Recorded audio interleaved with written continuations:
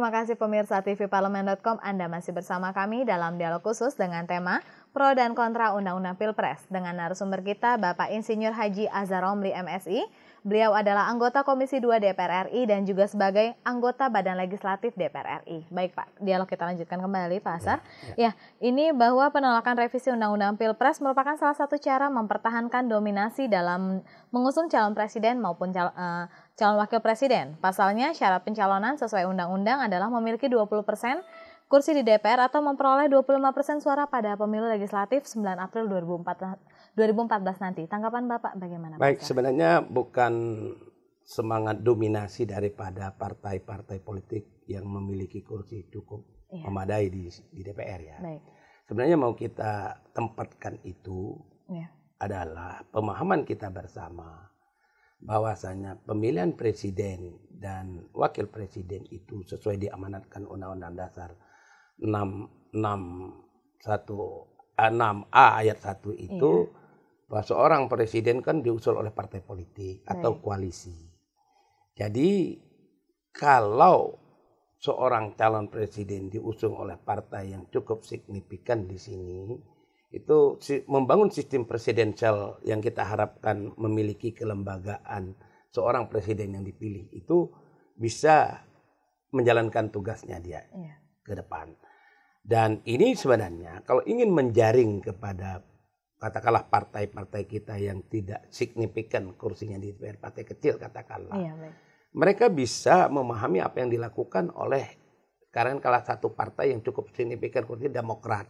Yang membuka konvensi itu sebenarnya juga salah satu langkah yang dulu dilakukan oleh DPR, oleh Golkar.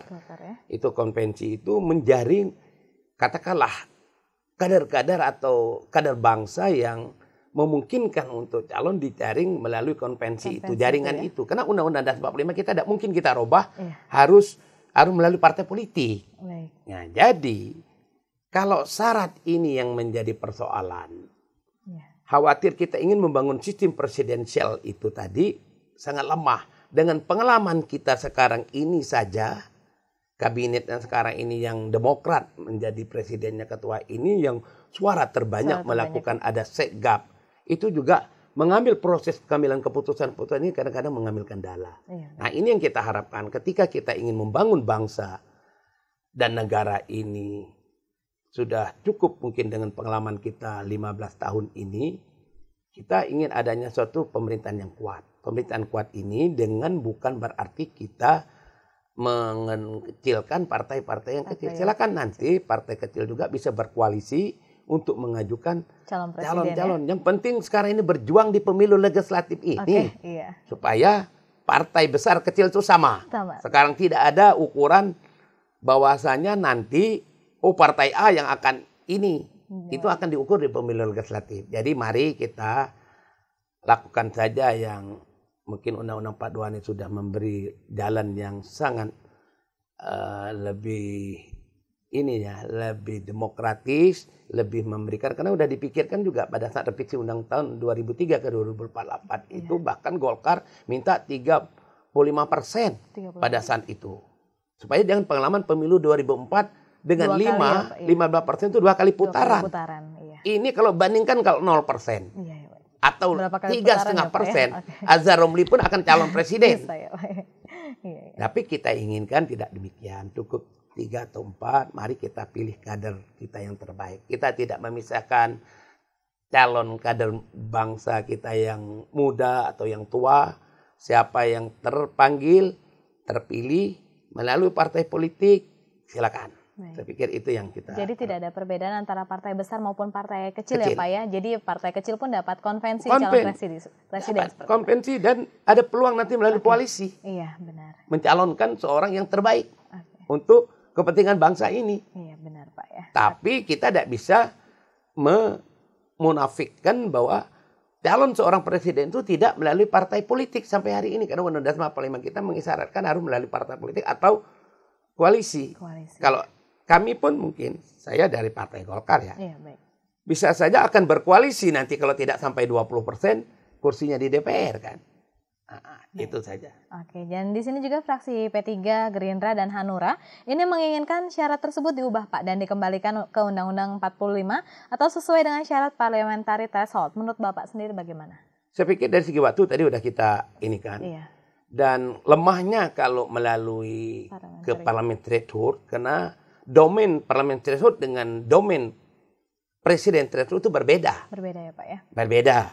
Partai politik yang memang perwujudan daripada aspirasi masyarakat menyampaikan hak-hak demokrasinya melalui partai politik. Sarannya 3,5%, dari 2,5% ditingkat. Tapi presiden ini memilih pemimpin nasional kita untuk membawa bangsa ini jauh lebih baik dan sejahtera. Kita benar-benar kapabel dan kuat dan didukung oleh rakyat melalui partai politiknya di DPR. Jadi bukan berarti kita tidak memahami usul dari Pak Prabowo. Logika pemikiran kita demikian. Dan dalam proses pemilihannya pun kalau hanya 3,5%, bisa 2 atau 3 kali putaran ini. Dengan syarat 15% aja kita 2 kali putaran 2004. Apakah waktu kita ini habis cukup untuk memilih seorang presiden? Sedangkan waktu dari 9 April legislatif ke 9 April Juli itu waktu tidak kita memberikan peluang kepada orang yang dapat terpanggil sebagai calon presiden itu untuk bergiat menyampaikan visi misinya untuk bisa dipahami oleh masyarakat agar dia bisa terpilih. Jadi saya pikir sangat mungkin kita akan menerima ya parliamentary threshold itu dijadikan presiden threshold 3,5% yang sekarang menjadi 20%, 25%. Suara itu dengan berlatar belakang tadi dalam rangka memperkuat sistem presidensial itulah mungkin yang harus kita lakukan. Oke Pak Ansar, dialog kan kita lanjutkan kembali. Dan pemirsa jangan kemana-mana, tetap saksikan TV Parlemen.com.